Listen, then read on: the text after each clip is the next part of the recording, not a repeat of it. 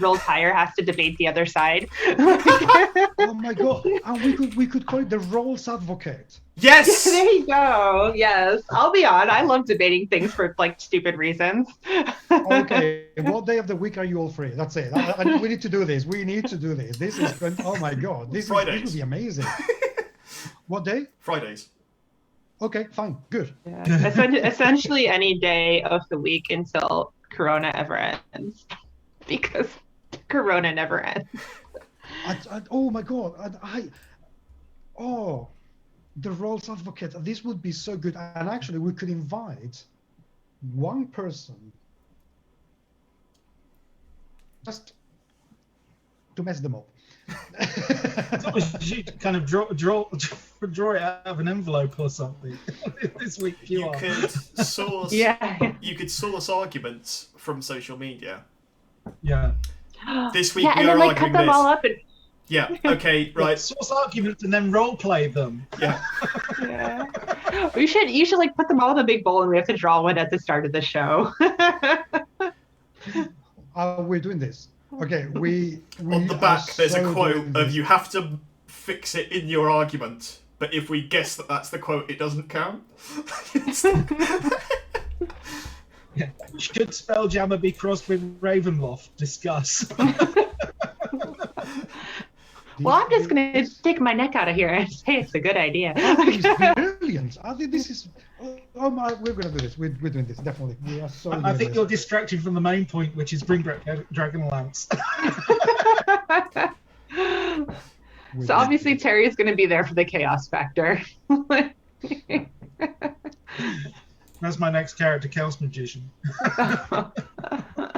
You have no idea what you. Wear my robes back to front. The roles advocate. It's funny. The reason I thought that, like, originally Devil's Advocate, because in Holland, like, our like a nickname for dice is like Devil's Stones. So if you call it the Devil's Advocate, it can also be like the Dice Advocate, essentially, like the roles. Well, actually, we call it on the other side. We call it the dice advocate. You should like put them all in the big bowl and we have to draw.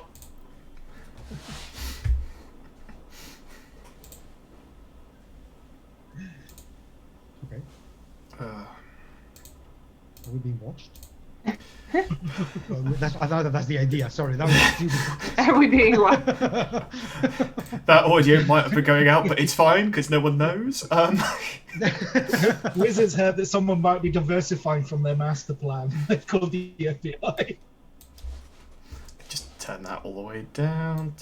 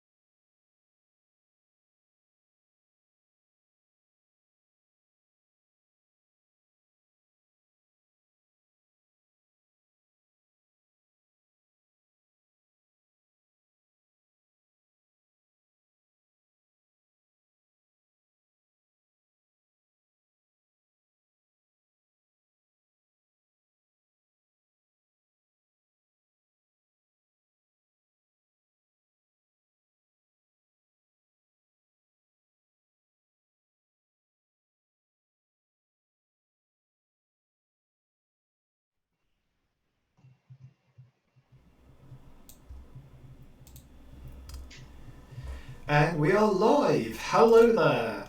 Welcome to RedScar and Friends over here on the wonderful Onyx Path publishing channel.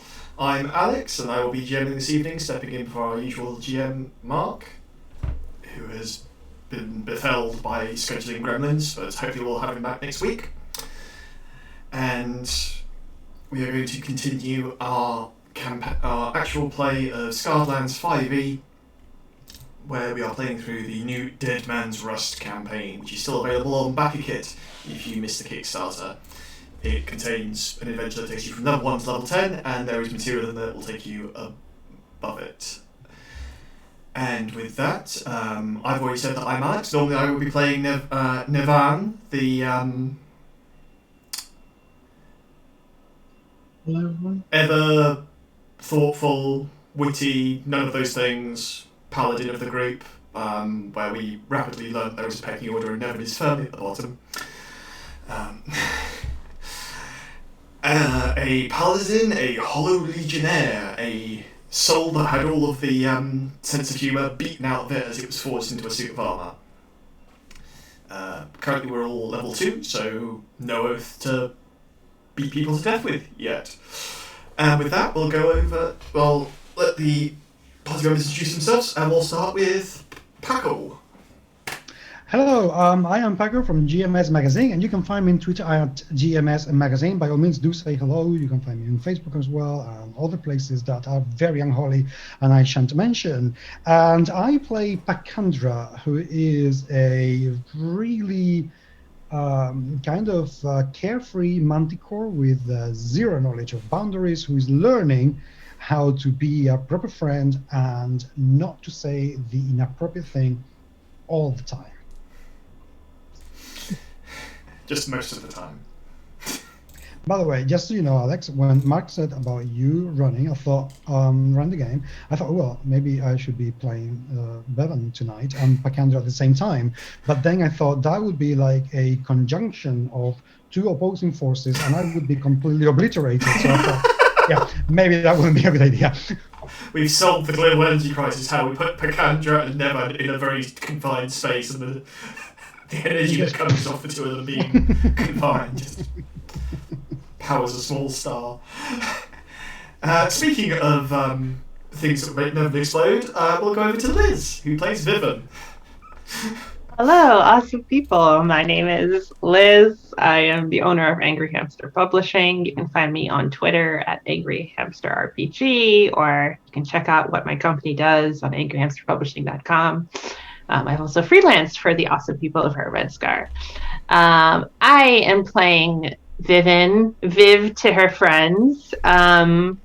She is an Ashati monk, and she actually grew up in the Golden Spire with our friend Nevin there.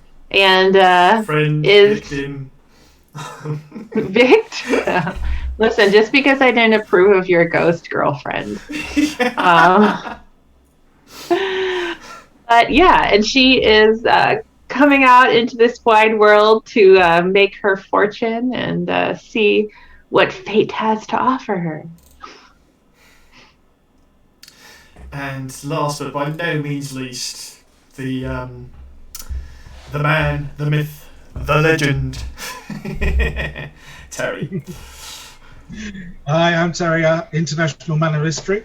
You can find me on Twitter under @EvilMorrisMan. There is a story behind it, but I'm going to go into it at this point.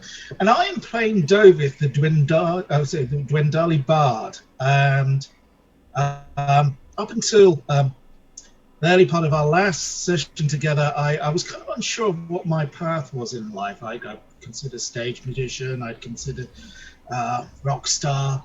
And it turns out, after I found the wine on the boat, my actual role in life is the drunken uncle. So we're going with that for the time being. But hopefully, there's a bit more to my character than that going forward. Hopefully. Okie dokie. So, with that, when last? May I say something before we start? I would like to say we are recording this on the 31st of March, and today is a Trans Visibility Day. So to all our trans friends out there, we see you, we love you, and we accept you. Trans men are men, trans women are women, and trans rights are human rights, and you deserve every single ounce of respect. So we see you. Thank you. Sorry, I just need to say that. Pretty much word for word what I had written down. Oh, okay. Sorry. But yeah, if you belong to the trans community and you're also part of the RPG community, if you're on Twitter, there is a hashtag going around of trans visibility where you can share your art, what you do, what you like to do in the RPG space, and people are being very positive, as they should. And with that, when last we left our heroes, they had just disembarked from the Clearwater, a river barge, which had gained some intriguing cargo that may or may not, in certain cities, be considered a small moving act of war, otherwise known as a catapult. And they had, with their contact, the bard Bronzeleaf, who they are escorting back home, down south through the Ganges, who had spoken with the leader of the outpost, leadership of the outpost, to provide safe passage. A short kind of conference was held. Never nearly bore a hole in his shield from the amount of Ned's knee kind of clanging into it he did during the conversation. And then a hearty night was had where, yes indeed, elven wine does live up to the to what people believe it is. And we awake the next morning to the familiar sound to all of you of Nevin a little too close to what the slits that Vivian calls it, shouting something you're fairly sure it's common, but it's just angry, as it's not quite dawn, and Bronzeleaf and the others appear to be packing up the cart, ready to continue on their journey. People's heads are ringing. Doveth, you seem to have acquired several temporary kind of woad-like, kind of henna tattoo-like things, temporary kind of war paint up one arm, and there seems to be a scroll in front of you where you're credited as a songwriter. All right.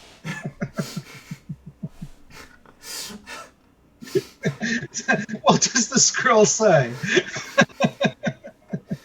There was a young halfling from Oh no! Hello. As soon as I see the first line, I roll it up and put it away.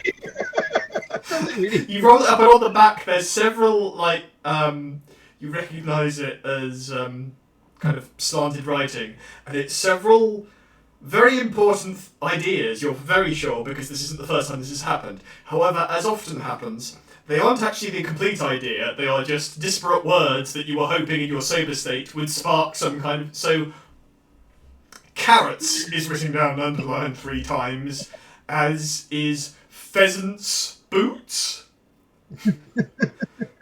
Is that pheasants that wear boots, or boots made out of pheasants? And several other bizarre things. Right, okay. This sounds like that kind of conversation you have when you're at a party with a group of teenage friends and you find the answer to the life, the universe and everything.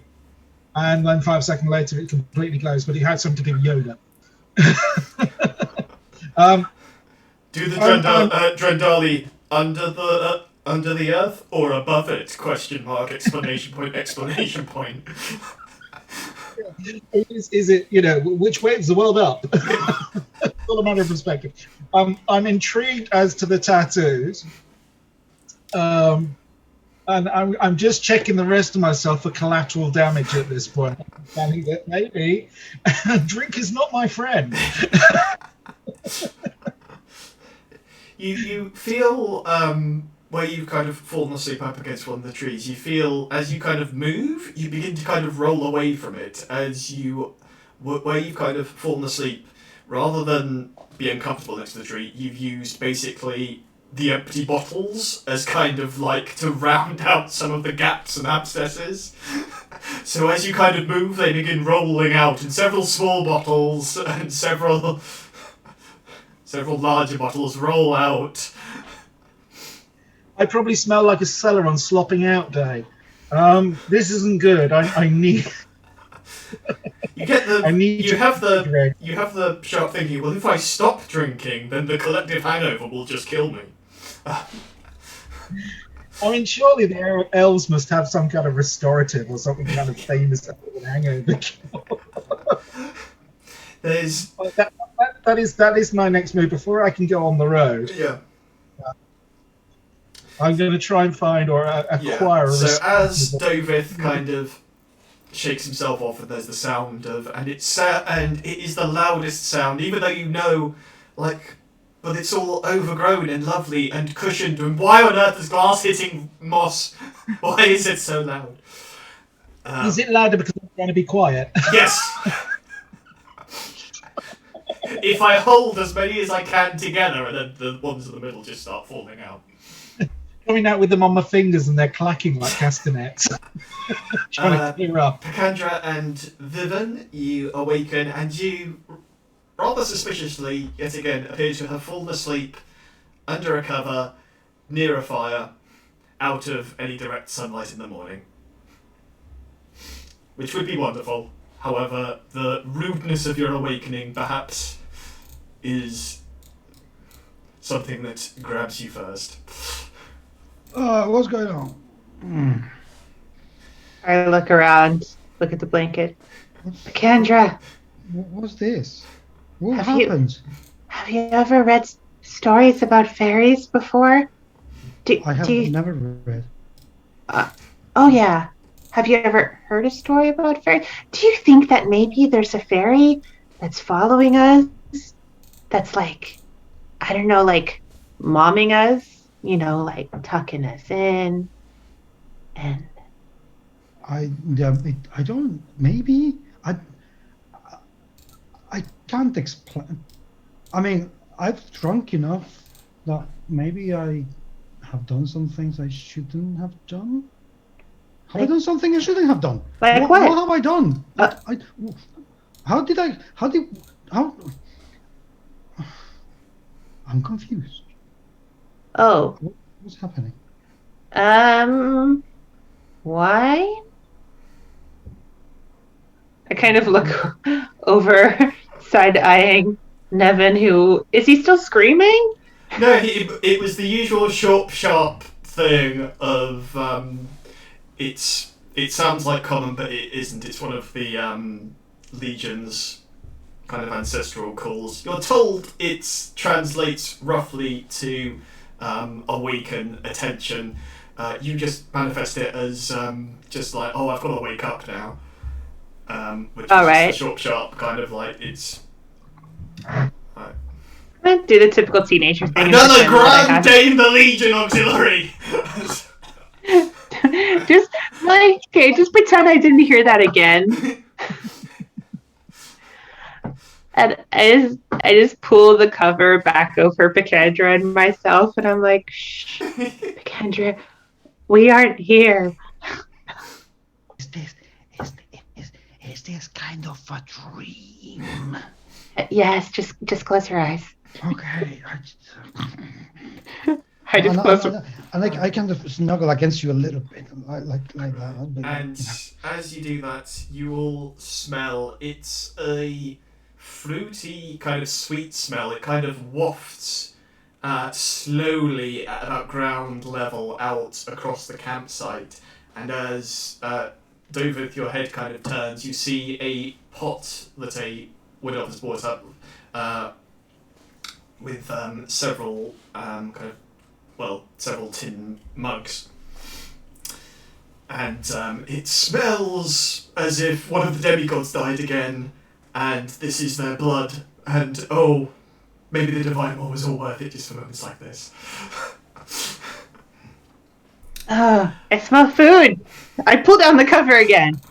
You pull down the cover to see that Nevin has emptied his water bottle into a bucket in kind of preparation for a rude awakening, and then slowly begins finding a funnel to put it back in his water bottle as you emerge.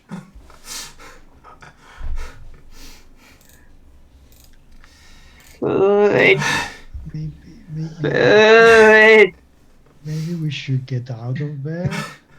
Yeah. I don't want to. This is so nice. Can we just have another? It's another beautiful day on the roads of Gelsbad. Up we go. We are moving. Use the blanket as a cape. Use the blanket as a cape. I'm just say at this point trying to find a suitable receptacle for my glassy residue. That's clean. I think you just walk up to the wood elf that's got this sweet smelling things and kind of offer it, and after a momentary confusion as they kind of dunk one of the tin mugs into the large vat and hand it to you and take one of the bottles and just goes, oh, is that where they all went? I know, I've been collecting them. I have been collecting things. Anyway, what's this? It's one of the gifts of the forest. Gifts of the forest. It's a gift that you look as though you are well and truly ready to receive. We'll give it here with all due haste. Hands it over, and I will imbibe feverishly. You imbibe feverishly. It's an odd texture because it's liquidy like a soup, but there's definitely complete leaves still in there, and kind of bits of vine, and as you kind of slurp it down, and as it kind of goes down, so there's like the granules of like the skins of berries and other such things. It's also like it's warm, not lukewarm, pleasantly warm, which helps it go down.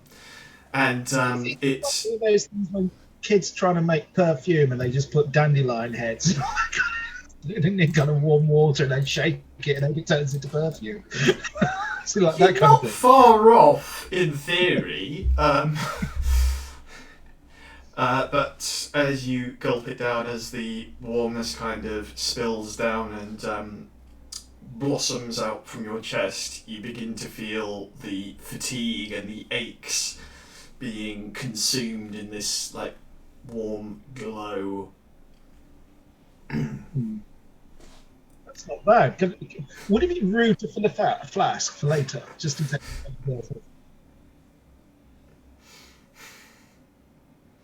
I see no harm in it. I'll dunk a flask and take some. You dunk a flask. The the wood elf that's dispensing it suggests that you take the thorns that are in your mug and put it in the flask because those are the most important parts. Right, thank you very much. I will now call it forever Elven Thorn Water. Or have a lyrical beast. It's one of the many gifts of the Ganges for those who know where to look. Excellent. Thank you very much. I feel restored. Just what the doctor ordered. Thank you. Now, is there any gift I can offer you in return? From my recollection of last night, you gave us several gifts. Rather interesting sonnet upon it, if you'd like that. Certainly. I'll hand him over the scroll with the... The eyes just begin to go a little bit wider, and then a little bit wider, and then an eyebrow slowly starts working their way up their long, angular elven forehead. followed by a simple Most music. I'm kind of making a note to self as well that before I pass it over, I must uncover the mystery of the pheasant shoes. Because that's the only thing I feel that has real kind of resonance on that page for me. The Hobbit sonnet, as it would be called. Although, I should say, I do apologise. And then I will go in search of my friends. Okay. The kind of area that, as you you happen to end up following the attendant, and you happen upon the small kind of campsite. You hadn't wandered far. You were just sleeping in one of the trees, or rather had wedged yourself into one of them. As Pacandra and Viv, you smell this sweet berry-like substance coming from a large pot that this elf is carrying.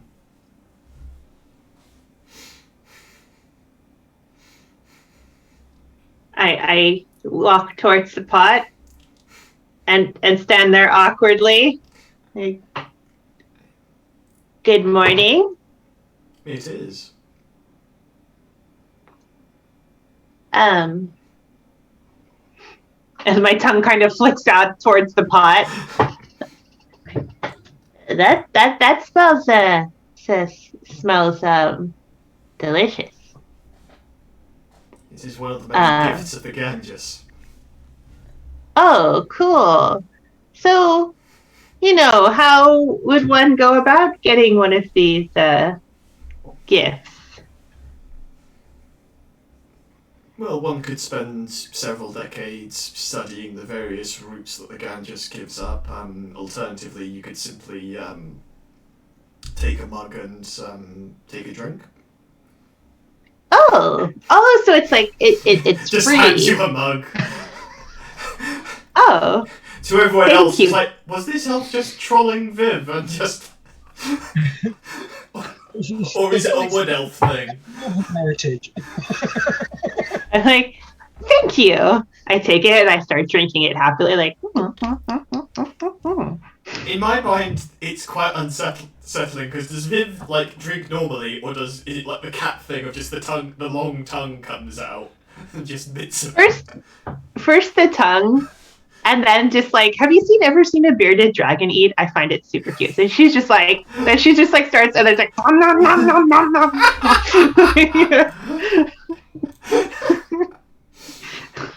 Yeah. Okay. But she's thoroughly enjoying this. It's delicious, and she loves all the little bits in it. That just makes it even more delicious. I just look what's been going on about Viv trying to ask for permission, and I just can't be bothered, and I just take the first mug I see and I just start drinking from whatever I take. I hear the word free, and that's as far as I'm concerned all I need to know. It was free, go for it. Oh, that's good. Oh, that's very good. The effects of last night feels decidedly lessened. Oh, I like this. Cheers, everyone.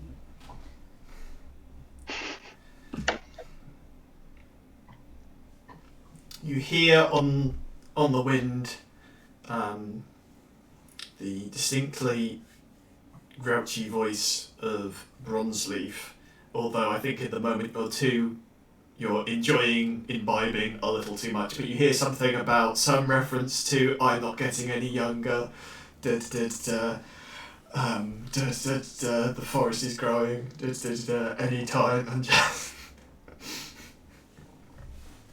I head over I'm used to someone angrily grumbling about my performance as an assistant to do something. I know what those grumbles mean. I can read between the lines. So I chug down the rest of my drink and I put the mug back and say, "Thank you, friend." And then I walk off towards Strandali.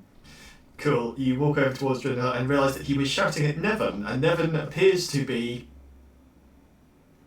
No, you're not getting any younger. Yes, the Ganges is growing. What I'm trying to say, you... Nevin. Too early. It's too early. Or too late Too for early. others.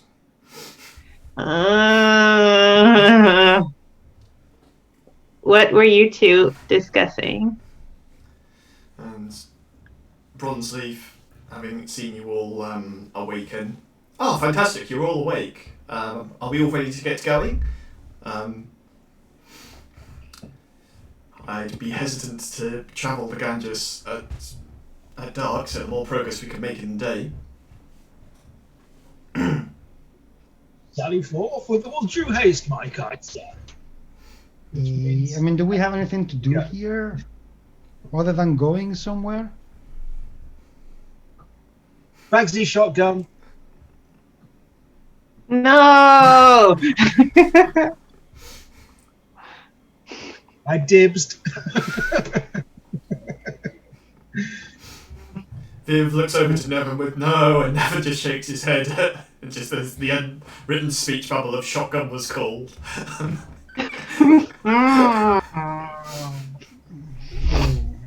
You shot the shotgun tomorrow. We'll take it in turns. So we're not shooting the gun today, then? No. He called crossbow. He gets to go across. Do it another time? No, Do it another Kendra, time? just get on the cart. Get on the cart. Okay. I want to I- shoot it again. I just roll our Manticora onto the cart. Just like, you know, like have you seen the burritos that they make of kittens? I just make like they have the blanket as the cape, so I just like roll them onto the back of the thing into a burrito. Similar to how owls get weighed at the vet, just like rolled up. And just... And then I just crawl on next to her and like open one of my like historical books and start reading. Or sorry, next to them. As you leave the outpost, you're able to see that there isn't a wall around the outpost. Instead, there is a large amount of undergrowth and vines and bushes, and the dwarves driving the carts with the donkey that is moving decidedly slower because it's a very tired donkey. Walks up to the wall, and there's some dwarven comment about, can't even build a gate, typical. And then out of one of the hedges, a wood elf with a longbow seemingly emerges, and an archway begins to open as the vines and the bushes and the undergrowth itself begin to withdraw, opening up into a archway, and you realise that the vines and the undergrowth here was a good 20 feet deep. And as you leave the gate guard, you assume, without looking at you, their eyes always stay looking outwards. Stay to the paths, stay to the light. Your business is your own.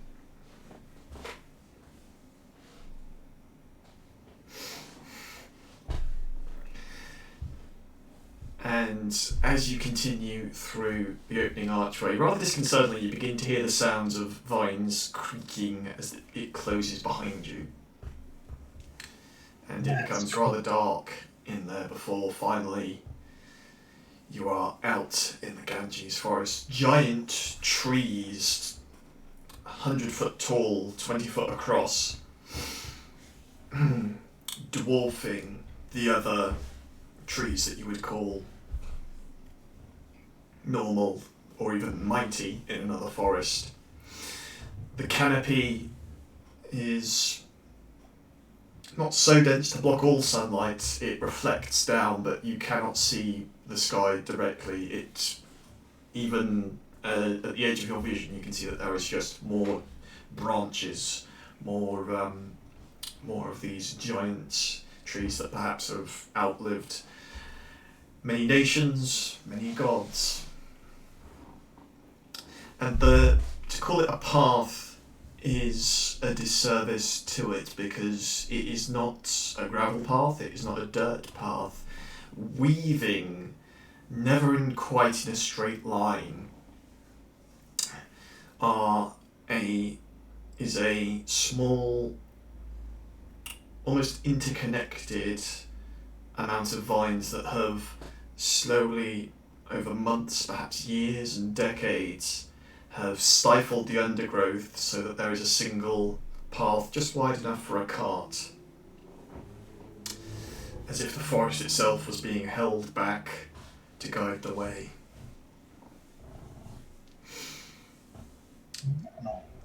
Smell is... Alex? Yep, go on. Oh, sorry. No, I just want to ask, am I right in assuming that last session Evan got like some basic directions and tips from the elves in terms of like what we should look out for? Yeah, it was stay to the path, the business of the Ganges is the business of the Ganges, and wear your tokens of safe passage, particularly those of you that are perhaps of a Titan spawn nature.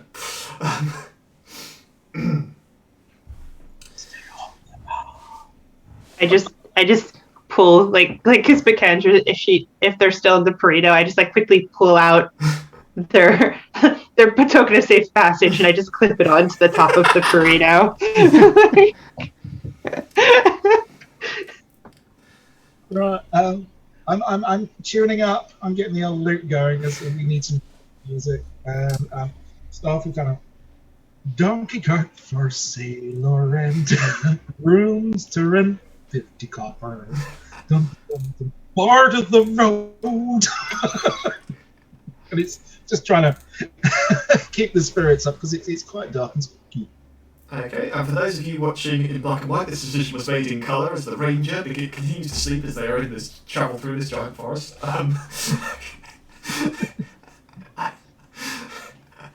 And as you tune up Doveth, the tune for the first time in quite a while after the boat of the hard surface is reflecting it out, the noise just dissipates out. Even with the hard tree trunks, the undergrowth, everything, it doesn't feel like it's absorbed into the forest. It feels as though it's passing out through it, but just the sheer size and memory of this ancient place is almost lapping it up is the wrong word, absorbing it is the wrong word, just vanishing into it. Yeah. Maybe I should Like put it away. footsteps in snow or tears in rain.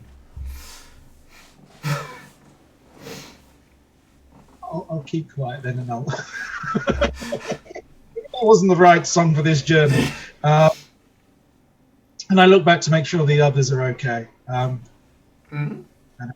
Are you okay in there, Picandra? I'm okay. I'm kind of a little bit scared at the moment, and this is a very dark place. Maybe I should get out of my burrito and, pay attention to my surroundings a little bit, just in case something is going to happen at some point. Because this looks like the kind of place where something should happen at some point, doesn't it? Doesn't it?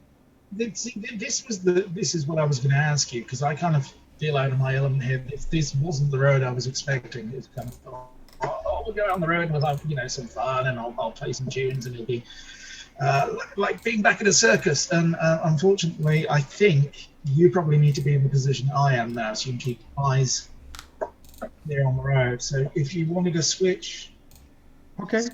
Yeah, I can definitely do that. I can look at things. And we'll do that in a rather awkward way and kind of bums and faces. Okay, I will look at things and for things. Yes, I can do that. Definitely, yes. Cool. Pacandra, what are your favourite terrain types? My bed. I think it is. Let me take a look. Or are you a revised ranger of just everywhere? I'm just a revised ranger. I don't think I've taken any. Oh, you're a revised ranger, so everywhere is your favourite terrain. Natural explorer, yeah. Yeah, I'm a natural explorer thing, so yep. doesn't seem to answer. Okay, so as you look out, Picandra, where everyone else sees their eyes are drawn to the giant 100-foot tall trees that have seen more in one lifetime than any mortal eye could ever dream to see. You instead paid more attention to the brush and the undergrowth, the bushes, where the insects, the animals live. Mhm. And you also pay attention to the path, because the path, although it is where the forest is kind of retracted slightly, it's not an unbroken path. There are sprees where the path seemingly vanishes, and then about 200 yards later it continues. But as you continue on the day after, I'll say that you spent a good kind of hour moving along, happily burritoing up, but then once you'd hit kind of peak burrito heat level, time to roll out. You are noticing, because even when you were burritoing in the back of the cart, you were looking out behind it, and you were able to see that the path was fairly solid. The further into the Ganges you are going, the more broken up the path is becoming, and the more the path has breaks in it, where it diverges. And you can hear the distant sound of insects and birds. But the fact that this forest is so big and they are distant is a bit jarring, given where you've trained and where everything, because life is always kind of around the tribe and around everything else. The idea of endless forest, thinking about it is one thing. Looking at this, it wouldn't be hard to believe that this really does go on forever. Mhm. And as you continue looking around, you're able to spot points where the earth has been, where tree roots have likely broken the earth, where the cart wouldn't be able to get over, and divert away from there, where you have to occasionally go off the path, where it's just not feasible. Of just like, we can get it up that incline, we won't get it back down. But you're able to save a considerable amount of time doing that. You're also able to look around, and although the forest looks sparse, as if it's an unforgiving place of leaves and bushes, the more you look on the cart, as you climb down the third or fourth time to help pull it over a large embed, you're able to spot that in the bushes, in the plants, in their thorny outcroppings, there is life. There is berries. There are gifts of the forest here. You just have to know where to look. And with that, can everyone roll me a d20? Any particular skill, ability? It's just a random one to see how many random encounters we have. Okay. And we are using Foundry for our virtual tabletop. Alex, I just want to say that when Picandra got out of their burrito, I made sure that the pin was pinned back on their clothing. Okay. Yeah. Sure thing. It's 12. Okay. That's a nat 20. Oh my. Not bad. Okay, a 3. Okie dokie. So, as you continue on, so first 4 hours of the day, you feel like you're making real progress, because you can count the number of times that you have picked a certain route on the path where Picandra's been able to go, well, no, we're going south, so this will probably slink off, and even if it doesn't, we can cut across and down. You feel as though you're making progress. The number of times that the cart has to be detached and rolled over large obstacles, you can count on one hand, and they are few and far in between, as you keep looking back, and you could not see where you were an hour ago because you weren't able to continue on. However, as you continue deeper into the Ganges, you notice that you're making decidedly less progress, and the number of times you're having to stop because of the cart is becoming more prevalent, and it's gone from a fun way of we'll change who's on the cart to a to a bit more of a frustrating kind of, well, shall we keep it detached and we'll just pull it until we see the next flat bit. And as the two dwarven brothers are in a seemingly, although they've been quipping brotherly jabs at each other, you get the feeling that one of them has brought up something to do with a great aunt and something to do with at her wedding and something else, and some ancient family dispute has been brought up, and as bits of rope are thrown down and going, well, okay, if we want to go back far that back, I'll go there. And can Picandra make your perception check? You also Absolutely, yes. So yes. Oh, booyah! 22. Nice. You are able to spot Picandra where you are on the bottom of, there's a large root that's grown over the path, although the path stopped a good 100 yards back. You're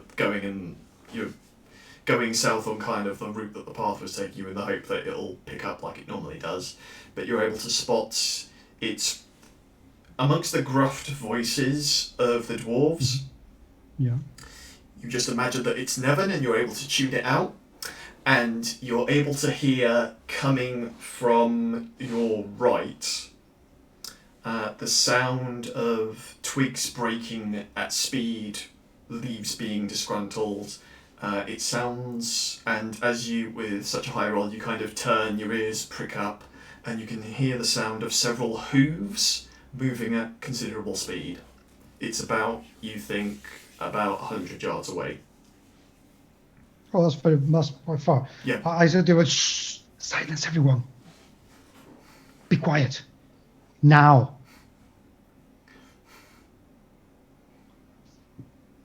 Grab your weapons. And I am not joking. And I take my bow and I load it. Okay. Can everyone roll me a stealth check, because the outcome is in doubt? Who steps on a twig and it twangs loudly?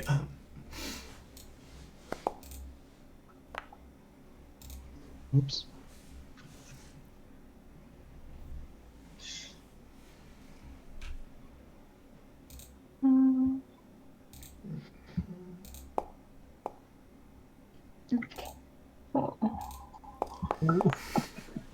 I rolled a natural 1. And it's a 6 because I'm actually quite good at being quiet. Okay, so Picandra, in a sobering moment of sincerity, grab your weapons now. Everyone spreads out, hands go to waists. Viv, I'd like to imagine that you were stood in between the two brothers, trying to diffuse it but somehow making it slightly worse. Seems to be the level thing. Is that accurate? Does that sound like Viv? I think, or I have an idea. Basically, like I was like, I had taken out a book at the start of. I think during this entire time of this turn, I've just been like with a nose in a book. It's like the great battles of the Titan Spawn War, and then basically like one of this epic hero just died, and I slammed the book closed, and I'm like, no. And then I look around and realize everyone's extremely quiet and like in fuck combat position. There is the look in Nevin's eyes of just, if I could drop my shield right now, I would facepalm. And then I just slowly like put the book down and like stand up like. And with that, the ground beneath your feet around the cart begins to rock slightly. And Picandra, Doveth are able to back away from the cart, take position behind the larger trees. And as Viv looks around and turns around to the source of the noise, as the bushes part, they see several deer stampeding towards them, what would they like to do? What would Viv like to do? In the split seconds as the undergrowth clears, what would everyone like to do as these deer have been startled and... Dodge. Dodge. Like my life depends on it. Okay, everyone else? I am just going to jump up a tree. Yeah. That's what cats do. Sure thing. David? That was my first thought, is to actually try and climb up a tree. Okay, I don't believe David has a climb speed, if I remember correctly, because you're not that kind of elf. So my dex isn't bad, so it's worth a try. Okay, well, Pacandra, you're a Manticora. I believe you do get climb speed, if I remember correctly. I think so. Okay, so, David, can you roll me a acrobatics check to climb up this tree, or in other ways get out of the way? Viv, can you make me an acrobatics check at disadvantage because you are on the cart and you are distraught because your favourite hero's just seemingly died, and it was in there and it was written about. Actually, Alex, can I change my? I'd like to are the dwarves arguing next to the cart? Yes. Can I? And I have no you're the GM. You can figure out what mechanics are, but can I just pull them onto the cart and put my body over them to protect them? Actually, You can. That would basically mean instead of trying to get out of the way of the deer, instead of the deer hitting them if they fail, they'll hit you instead. yeah. But then that would mean that you would have been assumed to have failed the save because instead of trying to get out of the way, you're protecting someone else. Yeah, I try to protect them. They're I invited them here. Yeah. Sure thing. So with that, that's acrobatics checks. But trying to find handholds to climb up. The team twins, I a little bit kind of hold my weight, come away in my hand, I end up on my arse. I think, David, is this your first time in this part of the countryside? Because clearly these elves can't do ladders because this tree requires several of them. I climb. Showing off now. and I do it with panache, just one arm. Oh my god. Pacandra, you climb up a tree to the point of you find a branch to kind of spread out on and watch as Dovith attempts yet again to grab onto the thing, and there is there's something about hearing it and seeing it of Dovith, this very polished individual, attempting to climb up and then the bark breaking under his hand as he slowly slides back down to the ground with a loud thud. No, Alex, he's too suave for this. How dare you? Could have stayed on the boat. And Viv, you pull the two dwarven individuals closer to the cart, kind of throw yourself on them. They are willing, so there's no test necessary.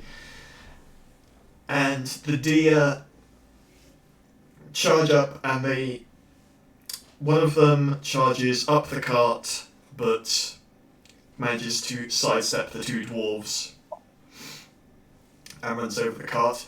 Dovith, you turn around just to clap eyes with one of the deer, and in that moment, every life decision that led to here suddenly just, maybe I should have gone back to the temple, maybe I should have finished Yeah. Stay in school, kids.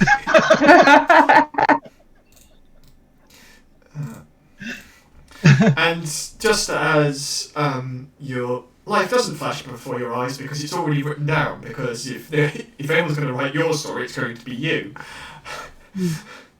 I think David almost puts the book of his works in progress behind him because that must survive no matter what.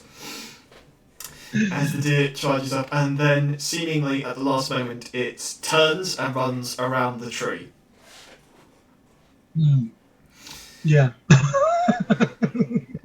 Picandra, can you roll me a nature check? Just grab hold of grab hold of it, jump on its back, ride off into the sunset, and I think, no, your successful levels with these kind of things. So as you let out the kind of like the breath that you didn't realise you were holding, you think, no, in the story and the song, that's what I did. I jumped on the back of one of the charging deer and I befriended it. Did you ask me a nature? Yes, please. What's up with me tonight? Wow. Natural 19. Okay. Deer, or at least deer in the region that you're accustomed to, don't normally stampede towards loud noises. They normally stampede away from them, which implies there's something scarier than a loud noise behind them. Okay. Luckily, I am already up a tree. Yes. So, do I feel compelled to go even higher? Maybe. I mean, it was 5 or 6 deer, which you kind of like count and just like, that's vaguely similar to us, and they're running away from it and they're faster than us. Well, once again I do prepare my bow this time. I kind of try to settle myself as steadily as possible on this absolutely amazing branch that seems to be made for me. Yes. I found. Viv, you kind of bring your head back up where you've kind of... I like to think you've kind of like angled your head so it's kind of like under your body to try and protect it. Yeah, as much as possible, please. You kind of unfurl yourself as the heroic gesture of throwing yourself on top of the dwarves. In your head, giant epic heroic move. In practice, it's a long, thin body that's folded up under itself of these two rather squat dwarves. And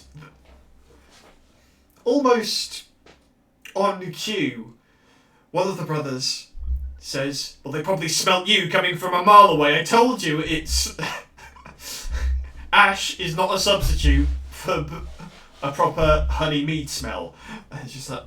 And as if nothing has happened, they continue arguing.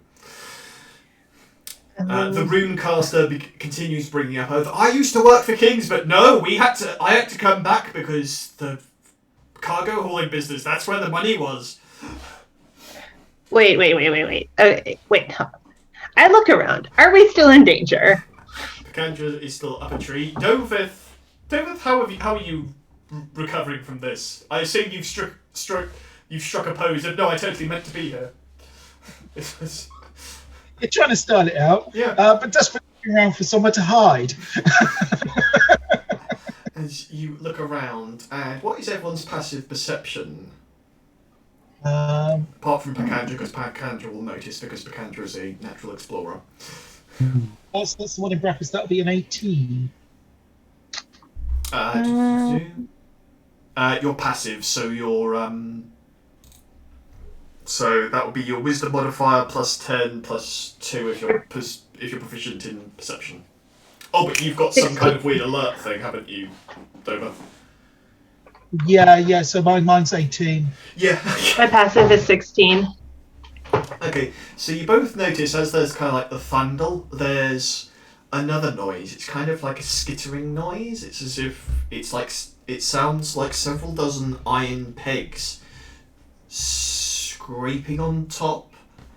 And as the thudding continues away, you hear another noise.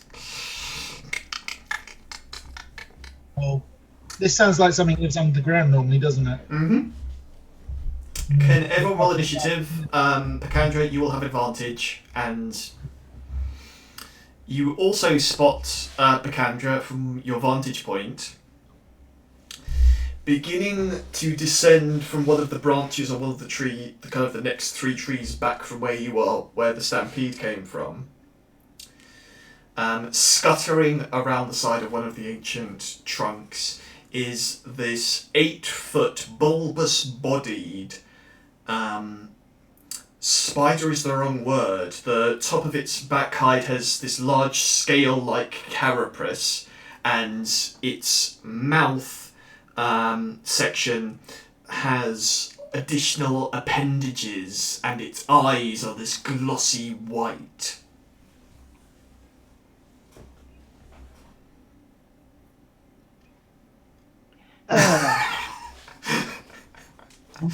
Alex, is there some fancy Foundry way of rolling initiative, or is it just D20 and we're adding? Like, is there like a character sheet thing? Two things. So, we'll activate it over here. I'll just pull you over here. So drag your token onto the battle map.